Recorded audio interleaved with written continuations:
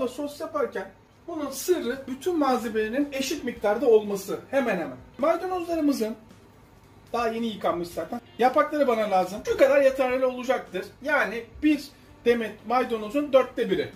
Evet, hemen. Şimdi bu Guatemala sos ne işe yarar diye düşünenler olabilir. Şöyle bir örnek vereyim size. Hani marketlerden konserve aldığımız hamsi, sardalya filan gibi balıklara inanılmaz yakışır. Bilhassa yurt dışında bu sosu çok kullanırlar.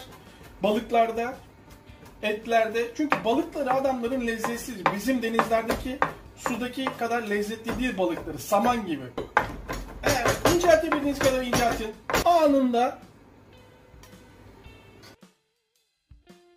3 sarımsak var ama buna 2 sarımsak yeter. Şöyle sadece 2'ye bölün.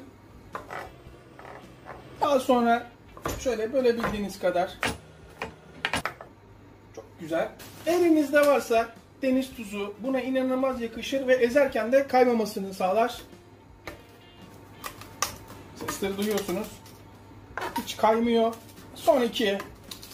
1 ve 2. İstediğim bu. Harika. Bir limon.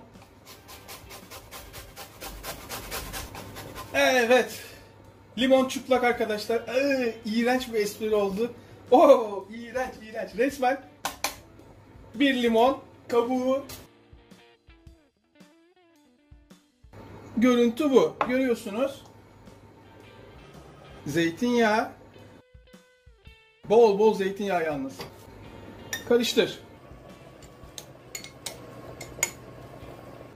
Buyurun. Size Guatemala sos. İşte bu. Biraz limon, suyu, Guatemala sosundan